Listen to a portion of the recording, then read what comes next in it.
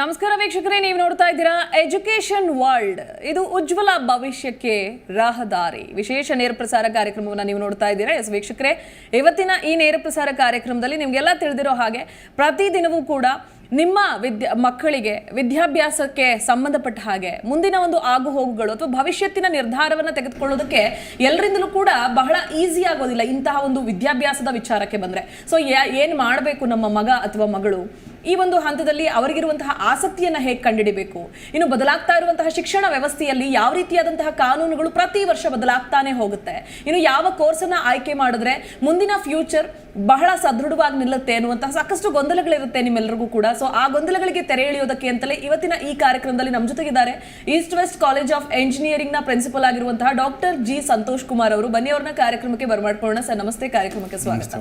Sir, ಮೊದಲನೇದಾಗಿ ಸಹಜವಾಗಿ ವಿದ್ಯಾರ್ಥಿಗಳಿಗೆ ನಾನು ಬೇಸಿಕ್ ಇಂದ ಕ್ವೆಶನ್ಸ್ ಕೇಳ್ತಾ ಹೋಗ್ತೀನಿ. ಅಂದ್ರೆ ಲೈಕ್ ಆಫ್ಟರ್ PUC ಏನ್ ಮಾಡಬೇಕು ವಿದ್ಯಾರ್ಥಿಗಳು?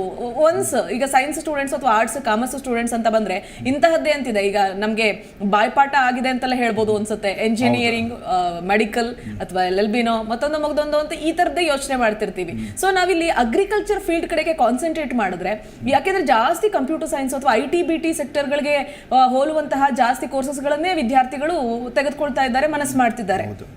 ಸೊ ಎಲ್ಲೋ ಒಂದು ಕಡೆ ಅಗ್ರಿಕಲ್ಚರ್ ಕೋರ್ಸಸ್ಗಳ ಕಡೆ ಗಮನ ಕಡಿಮೆ ಆಗ್ತಿದೆ ಅಂತ ಅನ್ಸುತ್ತೆ, ಅಥವಾ ಮಾಹಿತಿ ಕೊರತೆ ಇದೆಯಾ ಗೊತ್ತಾಗ್ತಿಲ್ಲ. ಸೊ ಏನ್ ಹೇಳ್ತೀರಾ ಮೊದಲನೇದಾಗಿ ಅಗ್ರಿಕಲ್ಚರ್ ಇಂಜಿನಿಯರಿಂಗ್ ಅನ್ನೋದು ನಮ್ಮ GKVK ಕ್ಯಾಂಪಸ್ ನಮ್ಮ ಬೆಂಗಳೂರಲ್ಲಿ ಏನಿದೆಯಲ್ಲ ಅಲ್ಲಿ ಟೋಟಲಿ 2 ಕೋರ್ಸ್ ಇದೆ. ಒಂದು BSc AG, ಇನ್ನೊಂದು BTech ಅಗ್ರಿಕಲ್ಚರ್ ಇಂಜಿನಿಯರಿಂಗ್. ಎರಡೂ ಸೇರಿ ಅಪ್ರಾಕ್ಸಿಮೇಟ್ಲಿ ಒಂದು 150 ಸೀಟ್ಸ್ ಇದೆ. ಬಟ್ ನಮ್ಮ PU ಮಕ್ಕಳು ಬರೆಯೋದು 2 ಲಕ್ಷ ಜನ ಮಕ್ಕಳು ಬರೀತಾ ಇದ್ದಾರೆ. ಸೊ ಅವ್ರಿಗೆ ಅಗ್ರಿಕಲ್ಚರ್ ಇಂಜಿನಿಯರಿಂಗ್ ಬಗ್ಗೆ ಆಸಕ್ತಿ ಬರಬೇಕು ಅಂದಾಗ ಇವಾಗ ಎಲ್ರಿಗೂ IT BT sector, computer science engineer, software engineer ಆಗಬೇಕು ಅಂತ ಇರ್ತಾರೆ. ಬಟ್ ತುಂಬಾ ಜನಕ್ಕೆ ಅಗ್ರಿಕಲ್ಚರ್ ಇಂಜಿನಿಯರ್ ಆಗಬೇಕು ಅಂತ ಆಸಕ್ತಿ ಇದೆ. ಬಟ್ ನಮ್ಗೆ ಇದೊಂದೇ ಕಾಲೇಜ್ ಇರೋದು, ಬೇರೆ ಕಡೆ ಎಲ್ಲೂ ಆಪರ್ಚುನಿಟಿ ಇಲ್ಲ ಅಂದಾಗ AICTE ಅವರು ಲಾಸ್ಟ್ ಇಯರ್ ಎಮರ್ಜಿಂಗ್ ಕೋರ್ಸ್ ಅಂತ ಎಲ್ಲಾ ಇಂಜಿನಿಯರಿಂಗ್ ಕಾಲೇಜುಗಳಲ್ಲೂ ನೀವು ಈ ಕೋರ್ಸ್ನ ಸ್ಟಾರ್ಟ್ ಮಾಡಂಗಿದ್ರೆ ಸ್ಟಾರ್ಟ್ ಮಾಡಿ. ಸೊ ನಮ್ಮ ಬೆಂಗಳೂರಲ್ಲಿ ನಾವು East West College of Engineering last year agriculture engineering start ಮಾಡಿದ್ವಿ. ಇದು AICTE ಇಂದನೂ ಮಾನ್ಯತೆ ಆಗಿದೆ, ಮತ್ತೆ ಕರ್ನಾಟಕದ ವಿಶ್ವೇಶ್ವರ ಟೆಕ್ನಾಲಜಿ ಯೂನಿವರ್ಸಿಟಿ ಇಂದನೂ ಮಾನ್ಯತೆ ಆಗಿದೆ. So that means central government ಮತ್ತೆ ಸ್ಟೇಟ್ ಗೌರ್ಮೆಂಟ್ ಎರಡರಿಂದನೂ ಮಾನ್ಯತೆ ಪಡೆದಿದೆ. ಸೊ ಆದ್ರಿಂದ ಯಾವುದೇ ಕಾರಣಕ್ಕೂ ಯಾವ ವಿದ್ಯಾರ್ಥಿಗಳಿಗೂ ತೊಂದರೆ ಆಗಲ್ಲ when it comes to join to a course. So ಇಡೀ ಕರ್ನಾಟಕದಲ್ಲಿ 3 ಕಾಲೇಜಸ್ ಸ್ಥಾಪನೆ ಆಗಿದೆ. ನಮ್ದೊಂದು ಆಳ್ವಾಸ್ ಮ್ಯಾಂಗ್ಳೂರ್ ಕಾಲೇಜು, ಇನ್ನೊಂದು ತೋಟದಾರ ಕಾಲೇಜ್ ಗದಗ್. ಈ 3 ಇಂಜಿನಿಯರಿಂಗ್ ಕಾಲೇಜಸ್ ಸ್ಥಾಪನೆ ಆಗಿದೆ. ಸೊ ನೆಕ್ಸ್ಟ್ ಆಯ್ಕೆ ಬಂದಾಗ ಅಗ್ರಿಕಲ್ಚರ್ ಏನಿರುತ್ತೆ, ತುಂಬಾ ಜನ ಅಗ್ರಿಕಲ್ಚರ್ ಅಂದ ತಕ್ಷಣ ಲ್ಯಾಂಡ್ ಕರ್ಕೊಂಡು ಹೋಗಿ ನಮ್ಮ ಮಕ್ಳ ಕೈಲಿ ಅಗ್ರಿಕಲ್ಚರ್ ಮಾಡಿಸ್ತಾರೆ ಅಂತ. ಸೊ ಖಂಡಿತ ಆ ತರ ಇರಲ್ಲ. So when it comes to agriculture engineering course ಅಂತ ಬಂದಾಗ ಅದರಲ್ಲಿ ವಿಂಗಡಣೆ ಆಗಿದೆ. ಒಂದು ಫುಡ್ ಪ್ರೊಸೆಸಿಂಗ್ ಲ್ಯಾಬ್, ಇನ್ನೊಂದು ಟ್ರ್ಯಾಕ್ಟರ್ ಲ್ಯಾಬ್, ಇನ್ನೊಂದು ಸರ್ವೆ ಲ್ಯಾಬ್, ಇನ್ನೊಂದು ಸಾಯಿಲ್ ಟೆಸ್ಟಿಂಗ್ ಲ್ಯಾಬ್.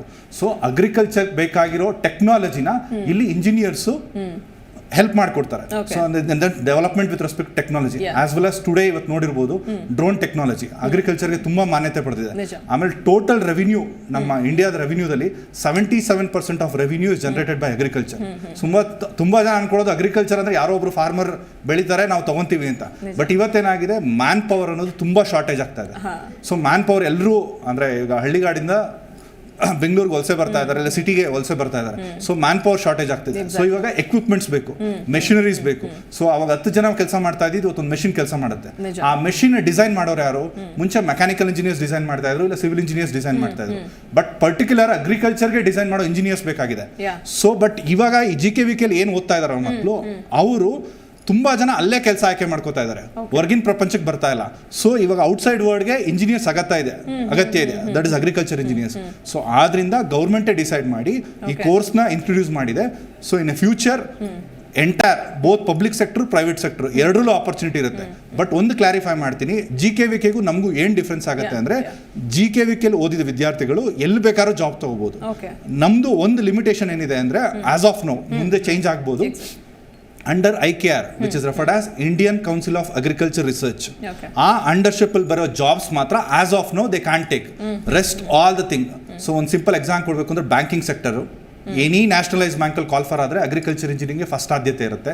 ನೆಕ್ಸ್ಟ್ ಎಲ್ಲಾ food processing industries, simple MTR ಇಂದ ತಗೊಂಡು ನಮ್ಮ ನಂದಿನಿ ಡೈರಿವರೆಗೂ, ಆಮೇಲೆ irrigation department, soil testing lab, agriculture officers ಎಲ್ಲಿ ರಿಕ್ರೂಟ್ ಆದ್ರೂ ಅವ್ರಿಗೆ ಆಪರ್ಚುನಿಟಿ ಇರುತ್ತೆ. ಸೊ ಆದ್ರಿಂದ ಧೈರ್ಯವಾಗಿ ಖಂಡಿತ ನಮ್ಮ ಕಾಲೇಜಲ್ಲೇ ಅಲ್ಲ, ಇನ್ ಫ್ಯೂಚರ್ ತುಂಬಾ ಕಾಲೇಜಸ್ ಸ್ಟಾರ್ಟ್ ಮಾಡ್ತಾರೆ. ಸೊ ಖಂಡಿತ ವಿದ್ಯಾರ್ಥಿಗಳು ಆಯ್ಕೆ ಮಾಡ್ಕೊಡೋದ್ರಲ್ಲಿ ಮಿಸ್ ಅಂದಾಗ ಮಾಡ್ಕೊಂಡು ನೀವು ಹೇಳ್ತಾ ಇದ್ರಿ ಸರ್, ಅಂದ್ರೆ ಈ ಹಿಂದೆ ಎಲ್ಲ ವಿದ್ಯಾರ್ಥಿಗಳು ಅಂದ್ರೆ JKVK ಅಲ್ಲಿ ಮಾತ್ರ ಅಥವಾ ಒಂದಷ್ಟು ಲಿಮಿಟೆಡ್ ಕಾಲೇಜಸ್ ಅಲ್ಲಿ ಮಾತ್ರ ಅವಕಾಶ ಇತ್ತು, ಸೀಟ್ಸ್ ಗಳು ಮಾತ್ರ ಲಿಮಿಟೆಡ್, ಬಟ್ ಎಕ್ಸಾಮ್ಸ್ ಬರೀತಿದ್ದವರು ಒಂದು 2000 ಪ್ಲಸ್ 2 lakhs ಪ್ಲಸ್ ಆಗ್ತಿದ್ರು ಅಂತ. ಸೊ ಎಲ್ಲೊಂದು ಕಡೆ ಕೇಂದ್ರ ಸರ್ಕಾರ ಏನ್ ನಿಮ್ಗೆ ಇವಾಗ ಲಾಸ್ಟ್ ಇಯರ್ ಇಂದ ಒಂದು ಮಾನ್ಯತೆಯನ್ನ ಒಂದು ಅವಕಾಶವನ್ನ ಕೊಟ್ಟಿದೆಯಲ್ಲ, ಒಂದು ಕಡೆ ನೀವು ಹೇಳ್ತಾ ಇದ್ರಿ ಮೆಷಿನರಿಗಳನ್ನ ಎಂಜಿನಿಯರ್ಸ್ ಗಳು ಮಾಡ್ಬೇಕು ಅಂದ್ರೆ ಸ್ಪೆಷಲಿ ಅಗ್ರಿಕಲ್ಚರ್ ಇಂಜಿನಿಯರ್ಸ್ ಬೇಕಾಗಿರೋದ್ರಿಂದ ಬೇಡಿಕೆ ಜಾಸ್ತಿ ಆಗಿದೆ. ಸೊ ಹೀಗಾಗಿ ಕೇಂದ್ರ ಸರ್ಕಾರ ಕೂಡ ಮನಸ್ಸು ಮಾಡ್ತಾ ಇದೆ ಅಂತ. ಸೊ ಮುಂದಿನ ದಿನಗಳಲ್ಲಿ ಒಂದು ಭವಿಷ್ಯತ್ತಿನ ಅಂದ್ರೆ ಫ್ಯೂಚರ್ ಕಡೆ ಗಮನ ಹರಿಸೋದಾದ್ರೆ ನಾವು ಇದು ಎಷ್ಟರ ಮಟ್ಟಿಗೆ ಸ್ಟ್ಯಾಂಡ್ ಆಗುತ್ತೆ ವಿದ್ಯಾರ್ಥಿಗಳ ಭವಿಷ್ಯಕ್ಕೆ ಈ ಕೋರ್ಸ್ ಅಂತ? ಅಲ್ಲ, ಇವಾಗ ನೀವೇನು ಬೇರೆ ಎಮರ್ಜಿಂಗ್ ಕೋರ್ಸ್ ಎಲ್ರಿಗೂ ಮೈಂಡ್ ಅಲ್ಲಿ ಇರೋದು computer science engineer, artificial intelligence ಪರ್ಯಾಯ ಬುದ್ಧಿವಂತಿಕೆ. ಸೊ ಅಂದ್ರೆ ಇವಾಗ 10 ಜನ ಕೆಲಸ ಮಾಡ್ತಿದ್ದು ಇವತ್ತೊಂದು ಸಿಂಪಲ್ ಮೆಷಿನರಿ ಕೆಲಸ ಮಾಡ್ತಾ ಇದೆ, ಅದು IT ವರ್ಕ್ ಆಗಿರ್ಬೋದು, ಇಲ್ಲ ಹೋಮ್ ಅಪ್ಲಯನ್ಸಸ್ ವರ್ಕ್ ಆಗಿರ್ಬೋದು. ಅದೇ ತರ ಫಾರ್ಮರ್ಸ್ಗೂ ಬೇಕಲ್ವಾ ಆಲ್ಟರ್ನೇಟ್. ಅವತ್ತು 10 ಜನ ಕೆಲಸ ಮಾಡ್ತಾ ಇದ್ದು ಇವತ್ತೊಂದು ಮೆಷಿನರಿ ಮಾಡಬೇಕಾಗುತ್ತೆ. ಇವತ್ತು ಇಲ್ಲಿ artificial intelligence, data science, machine learning, computer science engineers ಎಷ್ಟು ಆದ್ಯತೆ ಇದೆಯೋ ಅದಕ್ಕಿಂತ ಡಬಲ್. ಬಿಕಾಸ್ IT ಸೆಕ್ಟರ್ ಇಂದ ನಮಗೆ ರೆವಿನ್ಯೂ ಜನರೇಟ್ ಆಗ್ತಾರೆ ಬರೀ 22%, but remaining 77% is done by agriculture. So ಆದ್ರಿಂದ ಇಂಪಾರ್ಟೆನ್ಸ್ ಬೇಕಾಗತ್ತೆ, ಬಟ್ ಎಷ್ಟೋ ಜನಕ್ಕೆ ಅದ್ರ ಬಗ್ಗೆ ಅರಿವಿಲ್ಲದೆ ಇರೋದ್ರಿಂದ ಸ್ವಲ್ಪ ಲಿಮಿಟೇಷನ್ ಇದೆ. So in coming days definitely as you know ಇವತ್ತು ಇಸ್ರೇಲ್ ಮಾದರಿನ ನಾವೆಲ್ಲಾ ಕಡೆನೂ ಅಳವಡಿಸ್ತಾ ಇದೀವಿ. ಸೊ ಇನ್ ಕಮಿಂಗ್ ಡೇಸ್ ಖಂಡಿತ ಎಲ್ರಿಗೂ ಒಂದು ಒಳ್ಳೇದಾಗುತ್ತೆ. ಎಸ್ ಸರ್, ಒಂದು ಕಡೆ ರೈತರ ಮಕ್ಕಳಿಗೆ ಬಹಳ ಬೇಗ ಅರ್ಥ ಆಗುತ್ತೆ BSc AG ಆಗಿರ್ಬೋದು ಅಥವಾ ಅಗ್ರಿಕಲ್ಚರ್ ಇಂಜಿನಿಯರಿಂಗ್ ಕೋರ್ಸ್ಗಳು.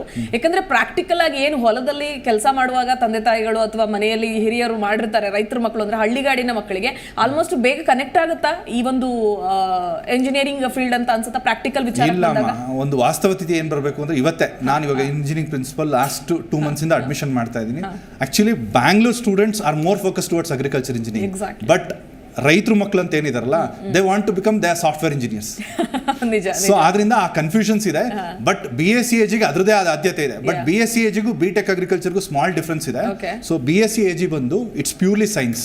ಅಂದ್ರೆ ಒಂದು ಬೀಜ ಉತ್ಪಾದನೆ ಯಾವ ರೀತಿ ಮಾಡೋದು, ಒಂದು ಬೆಳೆ ಯಾವ ರೀತಿ ಬೆಳೆಯೋದು, ಬೆಳೆ ಯಾವ ರೀತಿ ಕಟ್ ಆಫ್ ಮಾಡೋದು, ಸೊ ಅದ್ರ ಮೇಲೆ ಜಾಸ್ತಿ ಆದ್ಯತೆ ಇರುತ್ತೆ. ಹಾಗಿದ್ರೆ BSc AG ಗೆ ಕಂಪ್ಲೀಟ್ ರೈತರ ಮಕ್ಕಳು ಹೋದ್ರೆ ಅದನ್ನ ಪ್ರಾಕ್ಟಿಕಲ್ ಆಗಿ ನೋಡಿದ್ದನ್ನ ಇಲ್ಲಿ ಕಲ್ತು ಬಿಡಬಹುದು ಅಂತ ಹೇಳ್ತೀರಾ? ಬಟ್ BTech ಅಗ್ರಿಕಲ್ಚರ್ ಇಂಜಿನಿಯರಿಂಗ್ ಅಂತ ಬಂದಾಗ ಇಟ್ಸ್ ಪ್ಯೂರ್ಲಿ ಅದ್ರಲ್ಲಿ ಬರೀ ನಾವು ಅನ್ಕೊಂಡಿರೋದು ಎಲ್ಲರೂ ಅನ್ಕೊಂಡಿರೋದು ಅಗ್ರಿಕಲ್ಚರ್ ಇಂಜಿನಿಯರಿಂಗ್ ಇಲ್ಲ. ಅದ್ರಲ್ಲಿ ಮೆಕ್ಯಾನಿಕಲ್ ಇದೆ, ಸಿವಿಲ್ ಇದೆ, ಎಲೆಕ್ಟ್ರಿಕಲ್ ಇಂಜಿನಿಯರಿಂಗ್ ಇದೆ, ಕಂಪ್ಯೂಟರ್ ಸೈನ್ಸ್ ಇಂಜಿನಿಯರಿಂಗ್ ಇದೆ. ಸೊ ಇವನ್ ಡ್ರೋನ್ ನಾನು ಪ್ರೋಗ್ರಾಮ್ ಮಾಡ್ಬಿಟ್ಟು 1 ಎಕರೆ ಜಮೀನಿಗೆ ಔಷಧಿ ಸಿಂಪಡಣೆ ಮಾಡ್ಕೊಂಡ್ ಜಸ್ಟ್ ಫ್ರಾಕ್ಷನ್ ಆಫ್ ಸೆಕೆಂಡ್ಸ್ ಅಲ್ಲಿ ಔಷಧಿ ಸಿಂಪಡಣೆ ಆಗುತ್ತೆ. So who is going to do the programming? So ಎಲ್ಲ ಇಂಟರ್ಲಿಂಕ್ಡ್. ಇವಾಗ ಎಲ್ಲ ಅನ್ಕೊಂಡಿರೋದು ಕಂಪ್ಯೂಟರ್ ಸೈನ್ಸ್ ಇಂಜಿನಿಯರ್ಸ್ ಎಲ್ಲ ಮಾಡ್ತಾ ಇದಾರೆ ಅಂತ. ಖಂಡಿತ ಇಲ್ಲ. ನಮ್ಮ ದೇಹ ಹೇಗೋ ದೇಹ ಅನ್ನೋದು ಮೆಕ್ಯಾನಿಕಲ್ ಇಂಜಿನ್, ಸಿವಿಲ್ ಇಂಜಿನಿಯರಿಂಗ್, ಅದು ಕುಸುರು ಬಂದು ಕಂಪ್ಯೂಟರ್ ಸೈನ್ಸ್ ಇಂಜಿನಿಯರಿಂಗ್. ಸೊ ಎರಡೂ ಬೇಕಾಗತ್ತೆ. ಬಟ್ ಇವತ್ತಿನ ಜನರೇಷನ್ಗೆ ಎಲ್ರಿಗೂ ಲಾಸ್ಟ್ 2 years ಅಲ್ಲಿ ಏನ್ ಕೋವಿಡ್ ಸಿಚುಯೇಷನ್ ಆಯ್ತಲ್ಲ, ಎಲ್ಲರೂ ಮೈಂಡ್ ಅಲ್ಲಿ ಅನ್ಕೊಂಡ್ರು ಎಲ್ಲರಿಗಿಂತ ಸರ್ವೈವಲ್ ಆಫ್ ಎಕ್ಸಿಸ್ಟೆನ್ಸ್ ಬರೀ ಕಂಪ್ಯೂಟರ್ ಸೈನ್ಸ್ ಇಂಜಿನಿಯರಿಂಗ್. ಎಕ್ಸಾಕ್ಟ್ಲಿ ಅದೇ ತಲೆಯಲ್ಲಿ ಕುತ್ಕೊಂಡ್ಬಿಟ್ಟಿದೆ ಅಂತ ಅನ್ಸುತ್ತೆ ಬಹುಶಃ. ಸೊ ಇಲ್ಲೊಂದ್ ಕಡೆ ನೋಡ್ತಾ ಇದ್ರೆ ಸರ್, ಈಗ BSc AG ಮಾಡಬೇಕು ಅಂದ್ರೆ ಒಂದು ವಿದ್ಯಾರ್ಥಿಗೆ ಅರ್ಹತೆ ಅಂತ ನಾವು ನೋಡ್ತಾ ಹೋದ್ರೆ ಅವರ ತಂದೆಯ ಹೆಸರಲ್ಲಿ ಜಮೀನ್ ಇರಬೇಕು ಅನ್ನೋ ಒಂದು ರೂಲ್ಸ್ ಇದೆ ಅಂತ ನಾನು ಕೇಳ್ಪಟ್ಟೆ. ಸೊ BTech ಗೆ ಈಗ ಎಂಜಿನಿಯರಿಂಗ್ ಕಂಪೇರ್ ಮಾಡಿದ್ರೆ ಇದ್ರಲ್ಲಿ ಏನಾದ್ರು ಇಂತಹದ್ದೇ ರೂಲ್ಸ್ ಅಂಡ್ ರೆಗ್ಯುಲೇಷನ್ಸ್ ಇರುತ್ತೆ, ಇಂತಹದ್ ಮಸ್ಟ್ ಅಂಡ್ ಶುಡ್ ಅನ್ನೋ ರೀತಿಯಾಗಿ ಇದೆಯಾ ಹೇಗೆ? ಇಲ್ಲ, ಆ ಥರ ಖಂಡಿತ ಯಾವುದೇ ಒಬ್ಬ ರೈತರ ಮಗ ಮಾತ್ರ BSc AG ಮಾಡಬೇಕು ಇಲ್ಲ BTech ಅಗ್ರಿಕಲ್ಚರ್ ಮಾಡಬೇಕು ಅಂತ ಏನಿಲ್ಲ. ಇಟ್ಸ್ ಅಬೌಟ್ ಒಂದು ಜಾಬ್ ಆಪರ್ಚುನಿಟಿ. ಸೊ 4 years ಡಿಗ್ರಿಲಿ ಅವರು civil engineering, mechanical engineering, electrical engineering, computer science combine ಆಗಿ ದಿಸ್ ಅಗ್ರಿಕಲ್ಚರ್ ಇಂಜಿನಿಯರಿಂಗ್ ಪುಷ್ ಮಾಡ್ತಾ ಹೋಗ್ತಾರೆ. ಖಂಡಿತ ನೀವು ಅಷ್ಟು ಡೌಟ್ ಇದ್ರೆ ಇಫ್ ಪಾಸಿಬಲ್ ನಮ್ಮ ಕಾಲೇಜ್ ವೆಬ್ಸೈಟ್ನ ವಿಸಿಟ್ ಮಾಡಿ, ಕೋರ್ಸ್ ಕರಿಕ್ಯುಲಮ್ನ ನೀಟಾಗಿ ಡಿಫೈನ್ ಮಾಡಿದೀವಿ, ಯಾರು ಬೇಕಾದ್ರೂ ವಿಸಿಟ್ ಮಾಡಿ. ಎಷ್ಟು ವರ್ಷಗಳ ಕಾಲ ಈ ಕೋರ್ಸ್ ಇರುತ್ತೆ? ಸೆಮ್ ವೈಸ್ ಯಾವ ರೀತಿಯಾಗಿ ಓದ್ತಾ ಬರ್ತಾರೆ ವಿದ್ಯಾರ್ಥಿಗಳು? ಸೊ ಇದು 4 ವರ್ಷ ಇರುತ್ತೆ. ಮೊದಲನೇ ವರ್ಷ ನೀವು ಯಾವುದೇ ಇಂಜಿನಿಯರಿಂಗ್ ಆಯ್ಕೆ ಮಾಡ್ಕೊಂಡ್ರು ಕೂಡ ಸಿಲೆಬಸ್ ಸೇಮ್ ಇರುತ್ತೆ. So computer science, electronics, electrical ಯಾವುದೇ ಬ್ರಾಂಚ್ ತಗೊಂಡ್ರು ಕೂಡ ಫಸ್ಟ್ ಇಯರ್ ಅಲ್ಲಿ ಏನು ಚೇಂಜಸ್ ಇರಲ್ಲ. ಸೆಕೆಂಡ್ ಇಯರ್ ಬಂದಾಗ ಆ ಮಗು ರೆಸ್ಪೆಕ್ಟಿವ್ ಬ್ರಾಂಚ್ ಎಂಟರ್ ಆಗುತ್ತೆ. Let we take agriculture engineering. So ಅಲ್ಲಿ ಬಂದಾಗ ಫಸ್ಟ್ ಇಯರ್ ಅಲ್ಲಿ ಒಂದು ಸರ್ವೆ ಲ್ಯಾಬ್ ಅಂತ ಇರುತ್ತೆ. ಅಂದ್ರೆ ಸೆಕೆಂಡ್ ಇಯರ್ ಥರ್ಡ್ ಸೆಮ್ ಅಲ್ಲಿ, ತಿರ್ಗಾ 4th ಸೆಮ್ ಅಂತ ಬಂದಾಗ ಫುಡ್ ಪ್ರೊಸೆಸಿಂಗ್ ಲ್ಯಾಬ್ ಇರುತ್ತೆ, 5th ಅಲ್ಲಿ ಟ್ರ್ಯಾಕ್ಟರ್ ಲ್ಯಾಬ್ ಇರುತ್ತೆ, 7th ಅಲ್ಲಿ 6th ಸೆಮಿಸ್ಟರ್ ಅಲ್ಲಿ ಸಾಯಿಲ್ ಕನ್ಸರ್ವೇಷನ್ ಇರುತ್ತೆ. ಸೊ ಎಲ್ಲ ಮಿಕ್ಸ್ಚರ್ ಇರುತ್ತೆ. ಎಸ್ ಸರ್, ಒಂದು ಕಡೆ ಎಲ್ಲ ಒಂದು ಕಡೆ ನೀವು ಹೇಳಿದಾಗೆ ಕೊರೋನಾ ಟೈಮ್ಗಳಲ್ಲೆಲ್ಲ ಯಾವುದೋ IT-BT ಸೆಕ್ಟರ್ ಬೀಳಲೇ ಇಲ್ಲ, ಎಲ್ಲೋ ಒಂದು ಕಡೆ ಸ್ಟ್ಯಾಂಡ್ ಆದ್ರು. ಸೊ ಇದಕ್ಕೆ ಭವಿಷ್ಯ ಇದೆ ಅನ್ನುವಂತಹ ನಿಟ್ಟಿನಲ್ಲಿ ಜನ ಒಂದು ರೀತಿ ಬ್ಲೈಂಡ್ ಆಗಿ ನಂಬ್ತಿದ್ದಾರೆ ಅಂದ್ರೂ ಕೂಡ ತಪ್ಪಾಗ್ಲಿಕ್ಕಿಲ್ಲ ಅಂತ ಅನ್ಸುತ್ತೆ. ಬಟ್ ಇಲ್ಲಿ ಅಗ್ರಿಕಲ್ಚರ್ ಎಂಜಿನಿಯರಿಂಗ್ ವಿಚಾರಕ್ಕೆ ಬಂದ್ರೆ ನಾವು ಈ 4 ವರ್ಷಗಳ ಅವಧಿಯಲ್ಲಿ ಅಂದ್ರೆ ಬ್ಯಾಕ್ಲಾಗ್ಸ್ ಅನ್ನೋ ವಿಚಾರಕ್ಕೆ ಬಂದ್ರೆ ನಾವು ಯಾವ ರೀತಿ ಕ್ಯಾರಿ ಓವರ್ ಆಗುತ್ತೆ? ಎಷ್ಟು ಸಬ್ಜೆಕ್ಟ್ ಬ್ಯಾಕ್ಲಾಗ್ ಇದ್ರೂ ಕೂಡ ಕಂಟಿನ್ಯೂ ಮಾಡ್ಕೊಂಡು ಹೋಗ್ಬೋದು ವಿದ್ಯಾರ್ಥಿಗಳು ಅಂತ? ಇಲ್ಲ ಮ್ಯಾಮ್, ಎಲ್ಲಾ ಇಂಜಿನಿಯರಿಂಗ್ ಬ್ರಾಂಚ್ ಯಾವ ರೀತಿ ಇರುತ್ತೋ ಈ ಇಂಜಿನಿಯರಿಂಗ್ ಬ್ರಾಂಚ್ ಕೂಡ ಸೇಮ್ ಇರುತ್ತೆ. ಅದ್ರಲ್ಲಿ ಏನು ಅದಕ್ಕೂ ಏನು ಡಿಫ್ರೆನ್ಸ್ ಏನಿರಲ್ಲ. ಬಿಕಾಸ್ ಸಬ್ಜೆಕ್ಟ್ಸ್ ಮಾತ್ರ ಡಿಫರ್ ಆಗುತ್ತೆ. ಆಮೇಲೆ ನೀವು ಇನ್ನೊಂದು ಹೇಳಿದ್ರಿ, ಲಾಸ್ಟ್ 2 years ಅಲ್ಲಿ ಕೊರೋನಾ ಟೈಮ್ ಅಲ್ಲಿ ಜಾಬ್ ಸ್ಕೇರ್ಸಿಟಿ ಅಂದರೆ ಜಾಬ್ ಸೇಫ್ಟಿ ಅಂತ ಬಂದಿದ್ದು ಕಂಪ್ಯೂಟರ್ ಸೈನ್ಸ್ ಇಂಜಿನಿಯರ್ಸ್ಗೆ ಅಂತ. ದಯವಿಟ್ಟು ಅದು ಈ ಟ್ರೆಂಡ್ ಮಾತ್ರ. ಜಸ್ಟ್ 2018 ಕೂಡ ಎಲ್ಲ ಬ್ರಾಂಚ್ಗೂ ಅದರದೇ ಆದ ಆದ್ಯತೆ ಇತ್ತು. ಸೊ 2009 ಕೂಡ ರಿಸರ್ಷನ್ ಆಗಿತ್ತು, ಅವಾಗ ಕಂಪ್ಯೂಟರ್ ಸೈನ್ಸ್ ಇಂಜಿನಿಯರಿಂಗ್ ಅಡ್ಮಿಷನ್ ಆಗ್ತಿರಲಿಲ್ಲ. Where more number of admissions for happening with respect to mechanical and civil. It's a flip ma'am. This 5 years it's work for this, next 5 years ತಿರ್ಗಾ change ಆಗ್ತಿದೆ. But ಇದೇನಂದ್ರೆ it may be emotions are people weakness towards IT sector. But ಇವತ್ತಿನ ಪರಿಸ್ಥಿತಿಲಿ ಏನಾಗ್ತಿದೆ, ಎಲ್ಲ engineering ಕಾಲೇಜಲ್ಲೂ computer science ಜೊತೆ artificial intelligence, data science, artificial and machine learning, cyber security ಆ ರೀತಿ ಸುಮ್ಮನೆ ಇನ್ಕ್ರೀಸ್ ಮಾಡ್ತಾ ಹೋಗ್ತಾ ಇದ್ದಾರೆ. So one are the day ಒಂದು ಮೇಜರ್ ಕೋರ್ಸ್ ಜೊತೆಗೆ ಇದನ್ನ ಆಡ್ ಆನ್ ಮಾಡ್ಕೊಂಡು ಆಡ್ ಆನ್ ಮಾಡ್ತಾ ಇದ್ದಾರೆ. ಬಟ್ ಅದಕ್ಕೆ ಕೋರ್ ಬ್ರಾಂಚ್ ಬಂದು computer science. Rest all is one of the branch in that. Next factor ಎಲ್ಲದಕ್ಕೂ ಒಂದು ಸ್ಯಾಚುರೇಷನ್ ಅಂತ ಇರುತ್ತೆ. ಸೊ ಇವತ್ತಿನ ಮಟ್ಟಕ್ಕೆ ಎಲ್ಲ ಸರಿಯಾಗಿ ನಡೀತಾ ಇದೆ. ಟಚ್ ವುಡ್ ಅದು ಹಂಗೆ ನಡ್ಕೊಂಡು ಹೋಗ್ಲಿ. If anything goes wrong, I think ಎಲ್ರಿಗೂ ತೊಂದರೆ ಆಗುತ್ತೆ ಅಂತಲ್ಲ, creamy layer will survive, rest all the people they'll be in suffer. Sir, ಇದಕ್ಕೆ ಇನ್ನೊಂದು ಆಡ್ ಆನ್ ಮಾಡ್ತೀವಿ ಅಂತ ಆದ್ರೆ ಎಲ್ಲೋ ಒಂದು ಕಡೆ ಕಂಪ್ಯೂಟರ್ ಸೈನ್ಸ್ ಮಾಡಿದಂಥ ವಿದ್ಯಾರ್ಥಿಗಳಿಗೆ ಒಂದು ಫ್ರೆಶರ್ ಸ್ಯಾಲರಿನೇ ಒಂದು 30K ಅಷ್ಟು ಅರ್ನ್ ಮಾಡ್ತೀವಿ. ಸೊ ಕಂಪೇರ್ ಟು ಮೆಕ್ಯಾನಿಕಲ್ ಅಥವಾ ಸಿವಿಲ್ ಇಂಜಿನಿಯರಿಂಗ್ ಕಂಪೇರ್ ಮಾಡಿದ್ರೆ 18-20 ಹಿಂಗೆ ಆಫರ್ ಮಾಡ್ತಾರೆ. ಸೊ ಯಾಕೆ ಸ್ಟಾರ್ಟಿಂಗ್ ಅಲ್ಲೇ ನಾವು ಜಾಸ್ತಿ ಸ್ಯಾಲರಿಯನ್ನು ಎಕ್ಸ್ಪೆಕ್ಟ್ ಮಾಡ್ತೀವಿ ಅನ್ನೋ ನಿರೀಕ್ಷೆ ಇರುತ್ತೆ ವಿದ್ಯಾರ್ಥಿಗಳಿಗೆ? ಅದು ಒಂದು ಬ್ಲೈಂಡ್ ಬಿಲೀಫ್ ಅಷ್ಟೇ. ಸ್ಯಾಲರಿ ಪ್ಯಾಕೇಜ್ ಅಂತ ಬಂದಾಗ ಯಾವುದೇ ಕಂಪ್ನಿ ಆಯ್ಕೆ ಮಾಡ್ಕೋಬೇಕಾದ್ರೂ ಇವತ್ತು IT ಸೆಕ್ಟರ್ಲಿ ಒಳ್ಳೆ ಆಪರ್ಚುನಿಟಿ ಇದೆ. ಪ್ಯಾಕೇಜ್ ಅಂತ ಬಂದಾಗ 3 lakhs, 5 lakhs, 8 lakhs, 10 lakhs, 20 lakhs ವರೆಗೂ ಪ್ಯಾಕೇಜ್ ಇದೆ. When it comes to mechanical engineering ಅಂತ ಬಂದಾಗ ಇಟ್ಸ್ ಅಬೌಟ್ ರೆವಿನ್ಯೂ. ಆ ಕಂಪ್ನಿಗೆ ಏನು ರೆವಿನ್ಯೂ ಜನರೇಟ್ ಆಗ್ತಿದೆಯಲ್ಲ, ಆ ರೆವಿನ್ಯೂ ಮೇಲೆ they are going to share it. ಇವಾಗ ಇಲ್ಲಿ ಮೆಕ್ಯಾನಿಕಲ್ ಇಂಜಿನಿಯರ್ ಕೂಡ IT ಸೆಕ್ಟರ್ ವರ್ಕ್ ಮಾಡ್ತಾ ಇದ್ದಾನೆ. So if they are strong in that hardware, ಈ can better place with respect to that software part. So ಇವಾಗ ತುಂಬ ಜನ ಕನ್ಫ್ಯೂಷನ್ ಇದೆ. ಕಂಪ್ಯೂಟರ್ ಸೈನ್ಸ್ ಇಂಜಿನಿಯರ್ಗೂ ಎಲೆಕ್ಟ್ರಾನಿಕ್ಸ್ ಇಂಜಿನಿಯರ್ಗೂ, ಇಲ್ಲ ಕಂಪ್ಯೂಟರ್ ಸೈನ್ಸ್ ಇಂಜಿನಿಯರ್ಗೂ ಏರೋನಾಟಿಕಲ್ ಇಂಜಿನಿಯರ್ಗೂ, ಇಲ್ಲ ಕಂಪ್ಯೂಟರ್ ಸೈನ್ಸ್ಗೂ ಮೆಕ್ಯಾನಿಕಲ್ಗೆ ಏನು ಡಿಫ್ರೆನ್ಸ್ ಅಂತ. ಸೊ ಎಲ್ಲ ಇಂಜಿನಿಯರಲ್ಲೂ ಆಲ್ಮೋಸ್ಟ್ 30% ಸಿಲೆಬಸ್ ಸೇಮ್ ಇರುತ್ತೆ ma'am. In 70% of the syllabus will be according to their perspective. So ಆದ್ರಿಂದ ಖಂಡಿತ IT ಜಾಬಲ್ಲಿ ಸ್ಯಾಲರಿ ಪ್ಯಾಕೇಜಸ್ ಹೈ ಇರುತ್ತೆ, but that is not will be a stable for long time. Yes, ಒಂದು ಕಡೆ sir, ಈಗ ಒಂದನ್ನು ನಾನು ಗಮನಿಸಿದ್ದು ಅಂದರೆ ಇವಾಗ ಏನು ಕೇಂದ್ರ ಸರ್ಕಾರ ಅನುಮೋದನೆಯನ್ನು ಕೊಟ್ಟಿದೆ, ಇಂತಹ ಒಂದು 3 ಕಾಲೇಜಸ್ಗೆ ಇಡೀ ಕರ್ನಾಟಕದಲ್ಲಿ ಕೊಟ್ಟಿದೆ ಅಂತ ತಾವು ಹೇಳ್ತಾ ಇದ್ರಿ. ಸೊ ನಿಮಗೆ ಕಾಲೇಜ್ನ ಯಾಕಂದ್ರೆ ಲಾಸ್ಟ್ ಇಯರಿಂದ ಸ್ಟಾರ್ಟ್ ಮಾಡಿರೋದ್ರಿಂದ ನಿಮ್ಮಲ್ಲಿ ಲೆಕ್ಚರರ್ಸ್ಗಳು ಯಾವ ರೀತಿಯಾಗಿ ಹೈಯರ್ ಮಾಡ್ತೀರಾ ಅಥವಾ ಅವ್ರಿಗೆ ಯಾವ ರೀತಿ ತರಬೇತಿ ಇರುತ್ತೆ? ಇದಕ್ಕೂ ಕ್ವಶನ್ ಮಾರ್ಕ್ ಇದೆ. ಇವಾಗ ನಾವಿಲ್ಲಿ ರಿಕ್ರೂಟ್ ಮಾಡ್ತಾ ಇರೋದು GKVK ಫ್ಯಾಕಲ್ಟೀಸ್ನೇ. ಬಿಕಾಸ್ ಮುಂಚೆ ಯಾವುದೇ ಒಂದು ಇಂಜಿನಿಯರಿಂಗ್ ಕಾಲೇಜಲ್ಲಿ ಯಾರೇ BTech UG ಯಾರು ಮುಗಿಸಿಲ್ಲ. ಸೊ ನಾವು ಆಯ್ಕೆ ಮಾಡ್ಕೋಬೇಕಾರೋದು ಅಲ್ಲಿ ಮುಗಿಸಿರೋ BSc MSc AG or BTech or MTech AG. So 2 ಫ್ಯಾಕಲ್ಟೀಸ್ನ ಆಸ್ ಆಫ್ ನಾವು ಒಂದು ನಮ್ಗೇನು ಆಸ್ ಆಫ್ ನಾವು ಏನು ರಿಕ್ವೈರ್ಮೆಂಟ್ ಇದೆಯೋ ಅಷ್ಟು ಫ್ಯಾಕಲ್ಟೀಸ್ನ ಹೈರ್ ಮಾಡಿದ್ದೀವಿ. ಸೊ ಅದ್ರದ್ದು ಬಗ್ಗೆ ಏನು ಇಶ್ಯೂಸ್ ಇಲ್ಲ. ಸೇಮ್ ಅಲ್ಲಿ ಯಾರು ಪಾಠ ಮಾಡ್ತಾರೋ ಫ್ಯಾಕಲ್ಟೀಸು ಅದೇ ಫ್ಯಾಕಲ್ಟೀಸು ಇಲ್ಲೂ ಪಾಠ ಮಾಡ್ತಾರೆ. ಆಮೇಲೆ ನಮ್ಮಲ್ಲಿ ಒಂದು ಸ್ಪೆಷಲೈಸ್ಡ್ ಇನ್ನೊಂದು ಬ್ರಾಂಚ್ ಇದೆ, ಏರೋನಾಟಿಕಲ್ ಇಂಜಿನಿಯರಿಂಗ್ ಅಂತ. We started in the year 2015. Last 3 years ಅಲ್ಲಿ we have got 6 university ranks. I'm not talking about college ranks, university ranks. This year also 3rd, 4th, 5th rank for a state. ನಮ್ಮ college ಬಂದಿದೆ. So entire ಕರ್ನಾಟಕಗೆ ನಮ್ಮ college ಅಂತ compare ಮಾಡಿದಾಗ we are top 3 ಅಂತ ಬೇಕಾದ್ರೆ bold ಆಗಿ ಹೇಳ್ತೀವಿ ma'am. With respect to academic also, so above 85% passing percentage ಇದೆ. And most of the students are preferring public sector. So ನೀವು ಪ್ರೈವೇಟ್ ಸೆಕ್ಟರ್ಗೂ ಪಬ್ಲಿಕ್ ಸೆಕ್ಟರ್ಗೂ ಡಿಫ್ರೆನ್ಸ್ ಹೇಳ್ತೀವಿ ಮ್ಯಾಮ್. ಸೊ ಪ್ರೈವೇಟ್ ಸೆಕ್ಟರ್ಲಿ ಲೈಫ್ ಪಾಶ್ ಆಗಿರುತ್ತೆ, you learn lot money, you can travel abroad, life is stable. When it comes to public sector, DRDO, ISRO, HAL, NAL or university or any power and position. So you can earn money wherever you want, but when it comes to power and position in that particular and service to a nation, ಆ satisfaction ಅನ್ನೋದು ಈ particular ಕೋರ್ಸ್ಗಳಲ್ಲಾಗಲಿ ಇಲ್ಲಿ ಈ particular job ತಗೊಳ್ಳೋದ್ರಲ್ಲಿ ಇರುತ್ತೆ. But IT ಜಾಬಲ್ಲಿ it's only about satisfaction of money, not satisfaction of what you servings. ಆ satisfaction ಕಮ್ಮಿ ಇರುತ್ತೆ ಅಂತ ನನ್ನ ಪರ್ಸನಲ್ ಒಪಿನಿಯನ್. ಸರ್, ಒಂದ್ ಕಡೆ ಇನ್ನೊಂದು ಅನ್ಸುತ್ತೆ, ಅಂದ್ರೆ ಕಾಲೇಜ್ಗಳಲ್ಲಿ ವಿದ್ಯಾರ್ಥಿಗಳಿಗೆ ನೀವು ಹೇಳ್ತಾ ಇದ್ರಿ ಬಹಳ ಖುಷಿ ವಿಚಾರ, ಅಂದ್ರೆ ಇಡೀ ಕರ್ನಾಟಕದಲ್ಲಿ ಟಾಪ್ 3 ಸ್ಥಾನದಲ್ಲಿರೋದು ಹೆಮ್ಮೆಯಿಂದ ಹೇಳ್ಕೊಳ್ತಾ ಇದ್ದೀರಾ. ಒಂದು ಕಡೆ ಪೇರೆಂಟ್ಸ್ಗೂ ಕೂಡ ಇರುತ್ತೆ ಅಥವಾ ಸ್ಟೂಡೆಂಟ್ಸ್ಗೂ ಇರುತ್ತೆ, ಯಾವ ಕಾಲೇಜನ್ನು ಸೆಲೆಕ್ಟ್ ಮಾಡಬೇಕಪ್ಪ, ಅಕಾಡೆಮಿಕ್ ಇಯರ್ ಹೇಗಿದೆ, ರಿಸಲ್ಟ್ಸ್ ಹೇಗಿದೆ ಅನ್ನೋದನ್ನು ಸರ್ಚ್ ಮಾಡ್ತಿರ್ತಾರೆ. ಸೊ ಇಲ್ಲಿ ಎಲ್ಲ ಕಾಲೇಜಲ್ಲಿ ಇರುವಂತಹ ಎಲ್ಲ ವಿದ್ಯಾರ್ಥಿಗಳು ಬುದ್ಧಿವಂತರು, ಹೀಗಾಗಿ ನಾವು ಇಷ್ಟು ಪರ್ಸೆಂಟೇಜ್ ತಗೊಂಡಿದ್ದೀವಿ ಅಂತ ಹೇಳಕ್ ಸಾಧ್ಯನೇ ಇಲ್ಲ. ಸೊ ದಡ್ರನ್ನು ಕೂಡ ಬುದ್ಧಿವಂತರನ್ನಾಗಿ ಪರಿವರ್ತನೆ ಮಾಡೋದಿದೆಯಲ್ಲ, ಇದು ಎಷ್ಟು ಚಾಲೆಂಜಿಂಗ್ ಆಕ್ಚುಲಿ ಒಬ್ಬ ಪ್ರಿನ್ಸಿಪಲ್ ಆಗಿ ಅಥವಾ ಪ್ರೊಫೆಸರ್ ಆಗಿ ಏನು ಹೇಳ್ತೀರಿ? ಖಂಡಿತ ಈ ವಿಚಾರವಾಗಿ ನಾನು ಸ್ಪಷ್ಟವಾಗಿ ಪಡಿಸ್ತೀನಿ. ಒಂದು ಗೌರ್ಮೆಂಟ್ ಇಂಜಿನಿಯರಿಂಗ್ ಕಾಲೇಜ್ ಆಗಿರ್ಬೋದು, ಒಂದು ಪ್ರೈವೇಟ್ ಇಂಜಿನಿಯರಿಂಗ್ ಕಾಲೇಜ್ ಆಗಿರ್ಬೋದು, ಇಲ್ಲ ಒಂದು IAS ಇರ್ಬೋದು, ಇಲ್ಲ ಒಂದು IIT ಇರ್ಬೋದು, ಎಲ್ಲ ಕಾಲೇಜ್ ಅನ್ನೋದು ವೇದಿಕೆ ಅಷ್ಟೇ. ಅಲ್ಲಿ ಬಂದು ಮಾತಾಡಬೇಕಾಗಿರೋದು ಸ್ಟೂಡೆಂಟೇ. ಸೊ ಸ್ಟೂಡೆಂಟ್ ಅನ್ನೋದು ಕಾಲೇಜ್ಗೆ ಅಸೆಟ್ ಆಗುತ್ತೆ ಹೊರತು ಕಾಲೇಜ್ ಅನ್ನೋದು ಸ್ಟೂಡೆಂಟ್ಗೆ ಅಸೆಟ್ ಆಗಲ್ಲ. ಸೊ ಕಾಲೇಜ್ ಅನ್ನೋದು ಒಂದು ವೇದಿಕೆ ಅಷ್ಟೇ. ಸೊ ಎಲ್ಲರೂ ಒಂದು ಬ್ಲೈಂಡ್ ಬಿಲೀಫ್, ನಾನು ಈ ಮಗು ಈ ಕಾಲೇಜಲ್ಲಿ ಸೇರ್ಕೊಂಡ್ರೆ ನನ್ನ ಮಗು ಲೈಫ್ ಸೆಟ್ಲ್ ಆಗುತ್ತೆ ಅಂತ. ಸೊ ನಮ್ಮ ಕಾಲೇಜಲ್ಲಿ ಆಗಲಿ ಇನ್ನೊಂದು ಕಾಲೇಜಲ್ಲಾಗಲಿ, ಸೊ ಅದರಲ್ಲಿ 20% ಆಫ್ ದ ಸ್ಟೂಡೆಂಟ್ಸ್ ನಾನು ಪಾಠ ಮಾಡ್ದಲ್ಲೇ ಇರಲಿ, definitely they gone to succeed. The remaining 20 to 70% ಇದೆಯಲ್ಲ, 30% it's always a junk in any college. But ಆ 50% ಆಫ್ ದ ಸ್ಟೂಡೆಂಟ್ಸ್ನ ನಾವು ಯಾವ ರೀತಿ ಮೋಟಿವೇಟ್ ಮಾಡ್ತೀವಿ, ಯಾವ ರೀತಿ ಎನ್ಕರೇಜ್ ಮಾಡ್ತೀವಿ, ಆ ಬೇಸಿಸ್ ಮೇಲೆ ಆ ಸ್ಟೂಡೆಂಟ್ ಮೋಟಿವೇಟ್ ಆಗ್ತಾರೆ. So as a college definitely motivation factor is the most important part. ಇವಾಗ ಯಾರೇ ಒಬ್ಬರು ಕಾಲೇಜ್ನ ಆಯ್ಕೆ ಮಾಡ್ಕೋಬೇಕಾದ್ರೆ ಫಸ್ಟ್ ಸ್ಟೂಡೆಂಟ್ ಒಂದು ಕಾಲ್ ಮಾಡಿ ಕಾಲೇಜ್ ಬಗ್ಗೆ ವಿಚಾರಿಸ್ಬೇಕಾದ್ರೆ ಫಸ್ಟ್ ಕೋರ್ಸ್ ಏನಿದೆ, ಫ್ಯಾಕಲ್ಟೀಸ್ ಏನಿದೆ ಅಂತ ಕೇಳ್ತಾ ಇಲ್ಲ. ಇವತ್ತು ಸರ್ ನಿಮ್ಮ ಕಾಲೇಜಲ್ಲಿ ಹೈಯೆಸ್ಟ್ ಪ್ಯಾಕೇಜ್ ಎಷ್ಟು?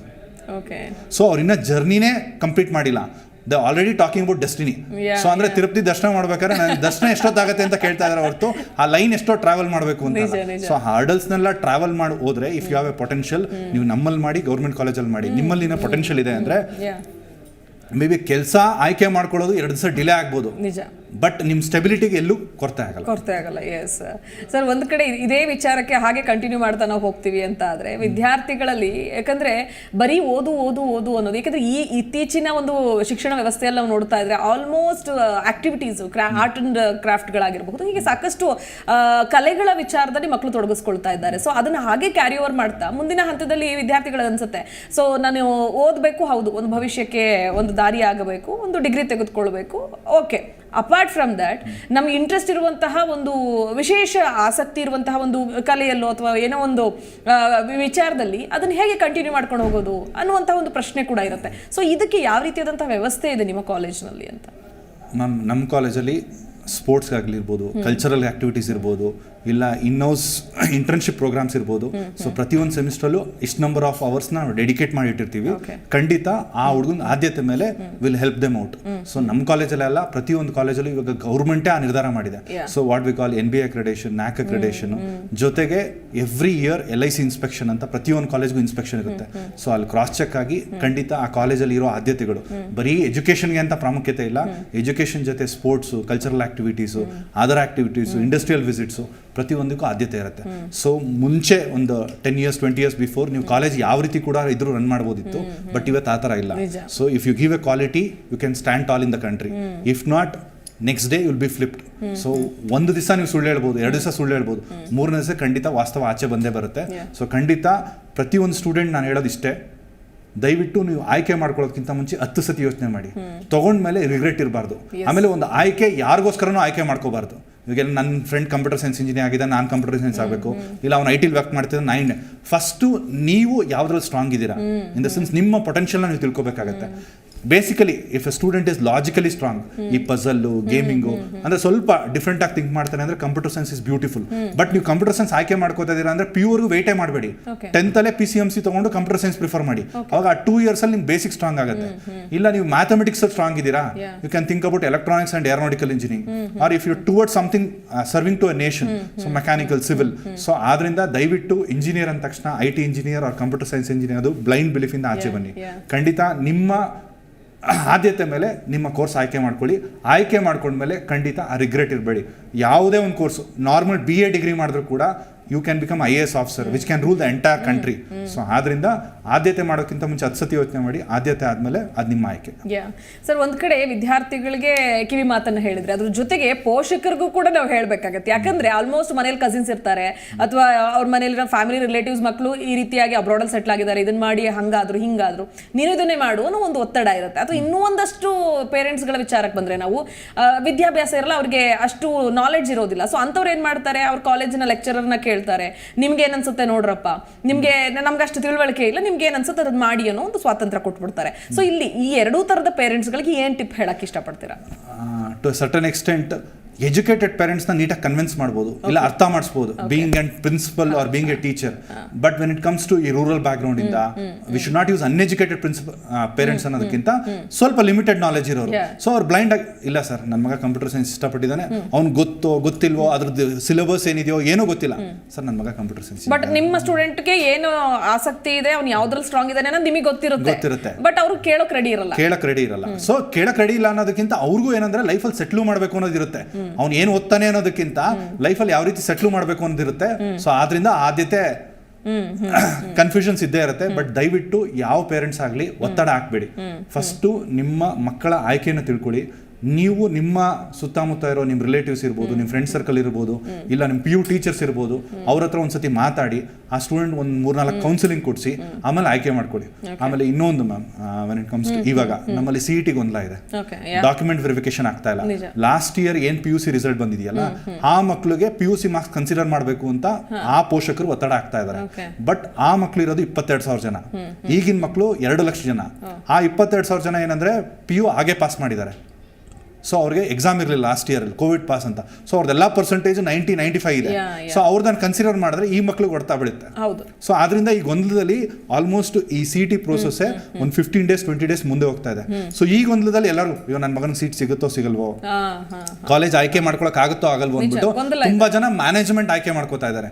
ದಯವಿಟ್ಟು KEA ವೆಬ್ಸೈಟ್ ವಿಸಿಟ್ ಮಾಡಿ, ಅಲ್ಲಿ ಲಾಸ್ಟ್ 3 ಇಯರ್ಸ್ ಕಟ್ ಆಫ್ ಸಿಗುತ್ತೆ. ಅಂದ್ರೆ ಆ ಕಾಲೇಜು ಲಾಸ್ಟ್ ರ್ಯಾಂಕ್ ಏನಿದೆ ಆ ರ್ಯಾಂಕಿಗೆ ನನ್ನ ಮಗು ಸೀಟ್ ಸಿಗುತ್ತಾ ಸಿಗಲ್ವಾ, ಓಕೆ, ಆ ಬೇಸಿಸ್ ಮೇಲೆ ದಯವಿಟ್ಟು ವೆಯ್ಟ್ ಮಾಡಿ CET ಪ್ರೋಸೆಸ್ ಮುಗಿಯೋವರೆಗೂ. ಬಿಕಾಸ್ ಇವತ್ತು ಕಾಲೇಜ್ ಅಂದ್ರೆ ಸ್ಟೂಡೆಂಟ್ಗಿಂತ ನಂಬರ್ ಆಫ್ ಸೀಟ್ಸ್ ಜಾಸ್ತಿ ಇದೆ. ತುಂಬಾ ಜನ ಕಾಲ್ಸ್ ಮಾಡ್ತಾ ಇರ್ತಾರೆ, ತುಂಬಾ ಜನ ಮೆಸೇಜ್ ಮಾಡ್ತಿರ್ತಾರೆ. ದಯವಿಟ್ಟು ಪ್ಯಾನಿಕ್ ಆಗಬೇಡಿ, ದಯವಿಟ್ಟು ವೆಯ್ಟ್ ಮಾಡಿ. Being an educated, first document verification process ಮುಗಿಸ್ಕೊಳ್ಳಿ, ಮಾಕ್ ರೌಂಡ್ ಅಟೆಂಡ್ ಮಾಡಿ. ಫಸ್ಟ್ ರೌಂಡಲ್ಲಿ ರಿಸಲ್ಟ್ ಬರುತ್ತೆ. ಆಮೇಲೆ ಏನಾದರೂ ಸಿಗ್ಲಿಲ್ಲ ಅಂದ್ರೆ if you are financially well off, go for management seat. Until then if your student have a potential, ಅವ್ನು ಒಳ್ಳೆ ಮಾರ್ಕ್ಸ್ ತೆಗೆದಿದ್ದಾನೆ ಅಂದರೆ ದಯವಿಟ್ಟು ಗೊಂದಲಕ್ಕೆ ಈಗಾಡ್ದಲೆ ದಯವಿಟ್ಟು CET ಪ್ರೋಸೆಸ್ ವೆಯ್ಟ್ ಮಾಡಿ. ಗೌರ್ಮೆಂಟ್ ಸೀಟ್ ಸಿಗುತ್ತೆ. ಬಿಕಾಸ್ ಗೌರ್ಮೆಂಟ್ ಸೀಟ್ಗೂ ಮ್ಯಾನೇಜ್ಮೆಂಟ್ ಸೀಟ್ಗೂ ತುಂಬ ಡಿಫ್ರೆನ್ಸ್ ಇದೆ. ಇವತ್ತು ಎಷ್ಟೋ private management, private engineering college ಡಿಮ್ಯಾಂಡ್ನ ಯೂಟಿಲೈಸ್ ಮಾಡಿಕೊಂಡು 4 ವರ್ಷದ ಫೀಸ್ನ ಒಟ್ಟಿಗೆ ಕಟ್ಬಿಡಿ, ನಿಮ್ಗೆ ಸೀಟ್ ಸಿಗುತ್ತೆ ಅನ್ನೋ ಎಷ್ಟೋ ಇದಿದೆ. ಸೊ ದಯವಿಟ್ಟು ಇದು ಕಿವಿ ಮಾತು. KEA ವೆಬ್ಸೈಟ್ ಅಲ್ಲಿ ಕಂಪ್ಲೀಟ್ ಇನ್ಫಾರ್ಮೇಶನ್ ಸಿಗುತ್ತೆ. ದಯವಿಟ್ಟು ವಿಸಿಟ್ ಮಾಡಿ ಗೌರ್ಮೆಂಟ್ ವೆಬ್ಸೈಟು. ಅಲ್ಲಿ ನಿಮಗೆ ಕಾಲೇಜ್ ಕಟ್ ಆಫ್ ಸಿಗುತ್ತೆ. ಕಾಲೇಜ್ ಕಟ್ ಆಫ್ 50,000 ಒಳಗಡೆ ಇದ್ರೆ ಆ ಕಾಲೇಜ್ ಅಬೋವ್ ಆವರೇಜ್ ಇದೆ ಅಂತ. ಸೊ ಆ ಕಾಲೇಜ್ನ ಆಯ್ಕೆ ಮಾಡ್ಕೊಂಡು ದಯವಿಟ್ಟು ಅಡ್ಮಿಷನ್. ಓಕೆ, ಇನ್ನು ರೂರಲ್ ಏರಿಯಾಗೆ ಬಂದ್ರೆ ಸರ್, ಅಲ್ಲಿ ಅವರು ಅಂದ್ರೆ ಪೇರೆಂಟ್ಸ್ ಆಗಿರ್ಬೋದು ಅಥವಾ ವಿದ್ಯಾರ್ಥಿಗಳಾಗಿರ್ಬೋದು, ಕಾಲೇಜಿನ ಆಯ್ಕೆ ವಿಚಾರಕ್ಕೆ ಬಂದ್ರೆ ಅವ್ರು ಯಾವ ರೀತಿ ಅನಲೈಸ್ ಮಾಡಬೇಕು ಅಂತ ಹೇಳ್ತೀರಾ? ಇಲ್ಲ ಮ್ಯಾಮ್, ಅಲ್ಲೂ ಗೊಂದಲ ಆಗುತ್ತೆ. ಏನಂದ್ರೆ ಅವ್ರಿಗೆ ಲಿಮಿಟೆಡ್ ನಾಲೆಜ್ ಇರುತ್ತೆ, ಯಾವ ಕಾಲೇಜ್ ಒಳ್ಳೇದು ಯಾವ ಕಾಲೇಜ್ ಕೆಟ್ಟದ್ದು. ಕೆಲವು ಕಡೆ ಇಂಟರ್ನೆಟ್ ಫೆಸಿಲಿಟಿ ಇರಲ್ಲ. ಕೆಲವು ಟೈಮ್ ಏನ್ ಮಾಡ್ತಾರೆ ಅಂದ್ರೆ ಒಂದು ತಾಲೂಕ್ ಲೆವೆಲ್ ಒಂದು ಸೈಬರ್ ಸೆಂಟರ್ ಇರುತ್ತೆ, ಅಲ್ಲಿ ಸೈಬರ್ ಸೆಂಟರ್ಗೆ ಹೋಗ್ತಾರೆ. ಅಲ್ಲಿ ಯಾರು ಹುಡುಗಂಗೆ ಸರಿ ಒಂದು 4 ಕಾಲೇಜ್ ಹಾಕೊಡಿ ಅಂತಾರೆ, ಅವ್ರೇನೋ ಮಿಸ್ ಮ್ಯಾಚ್ ಮಾಡ್ತಾರೆ. ಸೊ ಗೌರ್ಮೆಂಟ್ ಸೀಟ್ ಸಿಗಲ್ಲ. ಸೊ ದಯವಿಟ್ಟು ನಿಮ್ಮ PU ಕಾಲೇಜ್ ಏನಿದೆಯಲ್ಲ ತಾಲೂಕ್ ಲೆವೆಲ್, ಅಲ್ಲಿ ಯಾರಾದರೂ ಒಬ್ಬ ಪ್ರೊಫೆಸರ್ನ ಹೋಗಿ ಮೀಟ್ ಮಾಡಿ, ಈ ತರ ಆಗಿದೆ ಸರ್, ನಂದು ಈ ಮಾರ್ಕ್ಸ್ ಬಂದಿದೆ, ಈ CET ರ್ಯಾಂಕಿಂಗ್ ನಂಗೆ ಸೀಟ್ ಸಿಗುತ್ತಾ. ಬಿಕಾಸ್ ಇವತ್ತು ಗೇಮ್ಸ್ ಈಸಿಲಿ ಡೌನ್ಲೋಡ್ ಮಾಡ್ತಾರೆ ಮಕ್ಕಳು ಆಂಡ್ರಾಯ್ಡ್ ಫೋನಲ್ಲಿ. ಬಟ್ ಕಾಲೇಜ್ ಆಯ್ಕೆ ವಿಚಾರದಲ್ಲಿ 1 ನಿಮಿಷನೂ ಸರ್ಫ್ ಮಾಡಲ್ಲ. ಸೊ ಇಂಟರ್ನೆಟ್ ಅಲ್ಲಿ ಪ್ರತಿಯೊಂದು ಕಾಲೇಜ್ ವಿಚಾರಗಳನ್ನು ಸ್ಪಷ್ಟವಾಗಿ ವ್ಯಕ್ತಪಡಿಸಿರ್ತಾರೆ. There is NIRF ranking, NBA accreditation ಅಂತ ಇದೆ, NAC ಅಕ್ರೆಡಿಟೇಷನ್ ಇದೆ. ಸೊ ಅದ್ರ ಬೇಸಿಸ್ ಮೇಲೆ you can prefer a college. So ಆದ್ರಿಂದ ದಯವಿಟ್ಟು ಆಯ್ಕೆ ಮಾಡ್ಕೊಳ್ಳೋಕ್ಕಿಂತ ಮುಂಚೆ 10 ಸತಿ ಯೋಚನೆ ಮಾಡಿ ಆಯ್ಕೆ ಮಾಡ್ಕೊಡಿ. ಆಯ್ಕೆ ಮಾಡ್ಕೊಂಡ್ಮೇಲೆ 1 ವರ್ಷ 2 ವರ್ಷ ಆದ್ಮೇಲೆ ಸ್ಟೂಡೆಂಟ್ ಸಫರ್ ಆಗಬಾರ್ದು. Okay, yes sir. ಈಗ ಇದೇ ವಿಚಾರಕ್ಕೆ ನಾವು ಹಾಗೆ ಮುಂದುವರಿಸ್ತೀವಿ ಅಂತ ಆದ್ರೆ, ಒನ್ಸ್ SSLC ಆದ್ಮೇಲೆ PUC ಮಾಡ್ತೀವಿ. ಸೊ PUC ಮಾಡಾದ್ಮೇಲೆ ಡಿಪ್ಲೊಮಾ ಹೋಗ್ಬೇಕಾ ಅಥವಾ ಇಂಜಿನಿಯರಿಂಗ್ ಮಾಡಬೇಕಾ? ಡಿಪ್ಲೊಮಾ ಮಾಡಿ ಇಂಜಿನಿಯರಿಂಗ್ ಮಾಡಿದ್ರೆ ಒಂದು ಒಳ್ಳೆ ಹೋಲ್ಡ್ ಇರುತ್ತೆ ಅನ್ನೋ ನಂಬಿಕೆ ಇದೆ. ಏನ್ ಹೇಳ್ತೀರಾ ಇಂತಹ ಒಂದು? ಅಲ್ಲ, ಖಂಡಿತ. ಈಗ 10th ಆಗಿರುತ್ತೆ, ಅವ್ನು ಇಂಜಿನಿಯರಿಂಗ್ ಆಯ್ಕೆ ಮಾಡ್ಕೋಬೇಕು ಅನ್ನೋದಿದ್ರೆ ಡಿಪ್ಲೊಮಾ ಇಸ್ ಆಲ್ಸೋ. ಬಟ್ ಅಲ್ಲಿ ಸುಮ್ಮನೆ ಅಲ್ಲಿ 3 ವರ್ಷ ವೇಸ್ಟ್ ಅಲ್ವಾ ಸರ್? ಇಲ್ಲ ಮ್ಯಾಮ್, ಅಂದ್ರೆ ಇವಾಗ PU 2 ಇಯರ್ಸ್ ಇದೆ, ಇಂಜಿನಿಯರಿಂಗ್ 4 ಇಯರ್ಸ್ ಇದೆ, ಟೋಟಲಿ 6 ಇಯರ್ಸ್ ಆಗುತ್ತೆ. But diploma 3 years, engineering also 3 years, ಅವಾಗಲೂ 6 ಇಯರ್ಸ್ ಆಗುತ್ತೆ. ಬಟ್ ಇಂಜಿನಿಯರಿಂಗ್ ಮಾತ್ರ ಆಯ್ಕೆ ಮಾಡ್ಕೊಳ್ಳೋರು ಡಿಪ್ಲೊಮಾ ಮೇಲೆ ಬಂದ್ರೆ ಬೆಟರ್ ಆಗುತ್ತೆ. ಬಟ್ ಅಲ್ಲಿ ಡಿಪ್ಲೊಮಾ ಇಂಜಿನಿಯರಿಂಗ್ಸ್ ಏನಾಗುತ್ತೆ ಅಂದ್ರೆ ಮೋರ್ ಪ್ರಾಕ್ಟಿಕಲ್ ಕ್ಲಾಸಸ್ ಇರುತ್ತೆ rather than theory classes. But ಕೆಲವು ಪೇರೆಂಟ್ಗೆ ಏನಾಗುತ್ತೆ, ಸ್ಟೂಡೆಂಟ್ ಒಂದು ಸ್ವಲ್ಪ ಕಮ್ಯುನಿಕೇಶನ್ ಅಲ್ಲಿ ಮೆಚ್ಯೂರ್ಡ್ ಆಗಬೇಕು ಅನ್ನೋ ವಿಚಾರ ಇರುತ್ತೆ. ಇಲ್ಲ at least other than engineering paramedical courses ಇರ್ಬೋದು, ಮೆಡಿಕಲ್ ಕೋರ್ಸಸ್ ಇರ್ಬೋದು, ಅದರ್ ಕೋರ್ಸಸ್ ಇದೆ. ಸೊ ಅದನ್ನ ಆಯ್ಕೆ ಮಾಡ್ಕೊಳ್ಳೋರು PU ಆಯ್ಕೆ ಬೆಟರ್ ಆಗುತ್ತೆ. ಬರೀ ಇಂಜಿನಿಯರಿಂಗ್ ಅಂತಾನೆ ಮೈಂಡ್ ಅಲ್ಲಿ ಇಟ್ಕೊಂಡಿರೋರು they can prefer diploma engineering. So next PU ಆದ್ಮೇಲೆ ಸೈನ್ಸ್ ಅನ್ಕೊಳ್ಳಿ, ಒಂದು ಸಿಂಪಲ್ ಎಕ್ಸಾಂಪಲ್. ಸೊ ಎಲ್ಲರೂ ಅನ್ಕೊಂಡಿರೋದು ಇಂಜಿನಿಯರಿಂಗ್ ಮಾತ್ರ ಇದೆ ಅಂತ. ಖಂಡಿತ ಆಯ್ಕೆಯಿಂದ ಮೆಡಿಕಲ್ ಅನ್ಕೊಂಡಿರೋದು ಇಲ್ಲ. ಅದನ್ನ ಬಿಟ್ಟು ತುಂಬಾ ಆಯ್ಕೆಗಳಿದೆ. BSc ನರ್ಸಿಂಗ್ ಇದೆ, ಡಿಪ್ಲೊಮಾ ನರ್ಸಿಂಗ್ ಇದೆ, ಪ್ಯಾರಾಮೆಡಿಕಲ್ ಅಲ್ಲಿ B ಫಾರ್ಮ್ ಇದೆ, D ಫಾರ್ಮ್ ಇದೆ. ಅದಕ್ಕೂ ರೆಪ್ಯೂಟೆಡ್ ಕಂಪ್ನೀಸ್ ಇದೆ, ಒಳ್ಳೆ ಸ್ಯಾಲರಿ ಪ್ಯಾಕೇಜಸ್ ಇದೆ. ನರ್ಸಿಂಗ್ ನಮ್ಮ ಇಂಡಿಯಾದಲ್ಲಿ ಸ್ಯಾಲರಿ ಕಮ್ಮಿ ಇರಬಹುದು, ಬಟ್ ಫಾರಿನ್ ಕಂಟ್ರೀಸ್ ಅಲ್ಲಿ IT ಕಂಪ್ನೀಸ್ ಏನ್ ಕೊಡ್ತಾ ಇದಾರಲ್ಲ, ಅದು ಟ್ರಿಬಲ್ ಸ್ಯಾಲರಿ ಪ್ಯಾಕೇಜ್ ಆಗ್ತಾ ಇದೆ. ಸೊ ದಯವಿಟ್ಟು ಎಲ್ಲಾ ರೀತಿನೂ ಆಯ್ಕೆ ಮಾಡ್ಕೊಂಡಾಗ ಮಾತ್ರ. ಇವಾಗ 100 ರೂಪಾಯಿ ಇದ್ರೆ ಎಲ್ಲಾ ಕಡೆ ಡಿವೈಡ್ ಆದ್ರೆ ಬೆಲೆ ಇರುತ್ತೆ. 100 ರೂಪಾಯಿ ಒಂದೇ ಕಡೆ ಶೇಕರ್ಸ್ ಇರಿದಾಗ ಏನಾಗುತ್ತೆ, ಇನ್ನ ಬೇರೆ ಕಡೆಗೆ ತೊಂದರೆ ಆಗುತ್ತೆ. ದಯವಿಟ್ಟು ನಾನು ಹೇಳೋದಿಷ್ಟೇ, ಆಯ್ಕೆಗಳು ತುಂಬಾ ಇರುತ್ತೆ. ಫಸ್ಟು ನಿಮ್ಮ ಒಂದು ಮಗುಗೆ ಒಂದು ಕೌನ್ಸಿಲಿಂಗ್ ಕೊಡಿಸಿ ಆಮೇಲೆ ನೀವು ಡಿಸೈಡ್ ಮಾಡಿ. Okay, yes sir. ಈಗ ಅದಕ್ಕೆ ಆ್ಯಡ್ ಆನ್ ಮಾಡ್ತೀನಿ ಅಂತ ಆದರೆ, ಈಗ ಲೈಕ್ ನೀವು ಹೇಳಿದಾಗೆ ಸಾಕಷ್ಟು ಕೋರ್ಸ್ಗಳಿದೆ, ಹೌದು. ಅದ್ರ ಜೊತೆಗೆ ವಿದ್ಯಾರ್ಥಿಗಳಿಗೆ ಅನ್ಸುತ್ತೆ ಒಮ್ಮೆ, ಅಂದರೆ ಈಗ ನೀವು ಹೇಳಿದ್ರಿ ಕಾರ್ಯಕ್ರಮದ ಆರಂಭದಲ್ಲೇ ಹೇಳಿದ್ರಿ ರೈಟ್ ಡಿಸಿಷನ್ನ ಯೋಚನೆ ಮಾಡಿ ತೆಗೆದುಕೊಳ್ಳಿ ಅಂತ.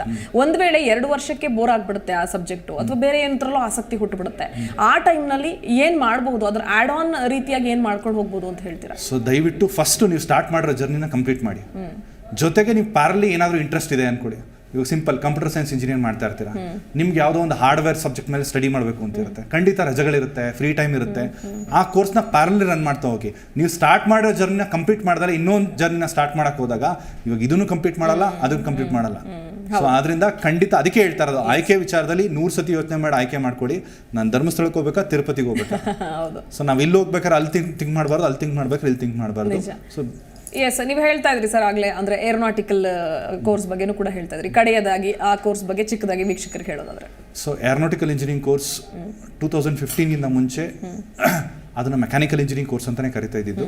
ಆಮೇಲೆ ಏರೋನಾಟಿಕಲ್ ಇಂಪಾರ್ಟೆನ್ಸ್ ಬಂದಿದ್ದು ಬಿಕಾಸ್ ಮುಂಚೆ ಡಿಸೈನ್ ಆಫ್ ಏರ್ಕ್ರಾಫ್ಟ್ಸ್ ಅಂತ ಏನು ಕರಿತೀವಲ್ಲ, ಅದು ಬರೀ ಪಬ್ಲಿಕ್ ಸೆಕ್ಟರಲ್ಲಿ ಮಾತ್ರ ಆಯ್ತಿತ್ತು. ಅಂದರೆ NAL HAL ಅಲ್ಲಿ ಮಾತ್ರ ಅದು ಪ್ರಿಪ್ರೇಷನ್ ಆಗ್ತಿತ್ತು.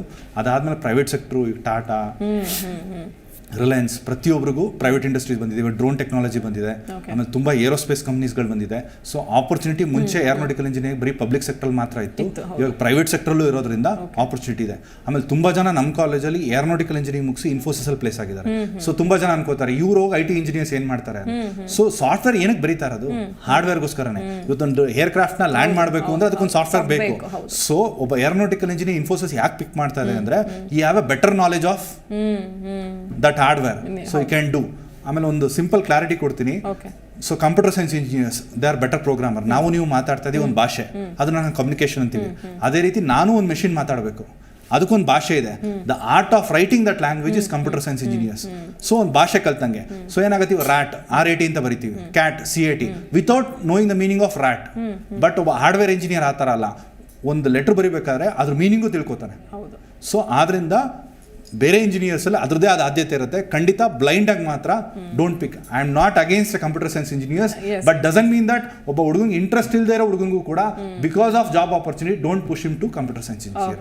That's my intention. Yeah sir, ಇದುವರೆಗೂ ನಿಮ್ಮ ಬ್ಯುಸಿ ಶೆಡ್ಯೂಲ್ನಲ್ಲಿ ನಮ್ಮ ವೀಕ್ಷಕರಿಗೋಸ್ಕರ ಇಲ್ಲಿವರೆಗೂ ಬಂದು ಸಾಕಷ್ಟು ಮಾಹಿತಿಗಳನ್ನು ವಿದ್ಯಾರ್ಥಿಗಳಿಗಾಗಿರ್ಬೋದು, ಪೋಷಕರಿಗಾಗಿರ್ಬೋದು, ಒಂದಷ್ಟು ಟಿಪ್ಸ್ಗಳ ಮೂಲಕ ಒಂದು ಒಳ್ಳೆ ಇನ್ಫಾರ್ಮೇಶನ್ ಕೊಟ್ಟಿದ್ದೀರಾ sir. Thank you so much for coming. Thank you. Yes ವೀಕ್ಷಕರೇ, ನೋಡಿದ್ರಲ್ಲ ಇವತ್ತಿನ ಎಜುಕೇಶನ್ ವರ್ಲ್ಡ್ ನಲ್ಲಿ ಸಾಕಷ್ಟು ವಿಚಾರಗಳನ್ನು ತಿಳಿಸ್ಕೊಟ್ಟಿದ್ದಾರೆ ಡಾಕ್ಟರ್ ಸಂತೋಷ್ ಕುಮಾರ್ ಜಿ ಅವರು. ಹಾಗೆ ಮುಂಬರುವಂತಹ ಕಾರ್ಯಕ್ರಮಗಳಲ್ಲೂ ಕೂಡ ವಿಶೇಷ ಅತಿಥಿಗಳನ್ನ ಕರೆಸಿ ನಿಮಗೆ ಬೇಕಾಗಿರುವಂತಹ ಮಾಹಿತಿಯನ್ನು ತಿಳಿಸ್ಕೊಡುವಂತಹ ಕಾರ್ಯಕ್ರಮವೇ ಎಜುಕೇಶನ್ ವರ್ಲ್ಡ್. ತಪ್ಪದೆ ನೋಡ್ತಾ ಇರಿ. ನಾಳಿನ ಕಾರ್ಯಕ್ರಮದಲ್ಲಿ ನಾವು ನಿಮ್ಮನ್ನ ಭೇಟಿಯಾಗ್ತೀವಿ. ಅಲ್ಲಿವರೆಗೂ ನೋಡ್ತಾ ಇರಿ ಜಿ ಕನ್ನಡ ನ್ಯೂಸ್ ಡಿಜಿಟಲ್. ಸತ್ಯವೇ ಸುದ್ದಿಯ ಜೀವಾಳ.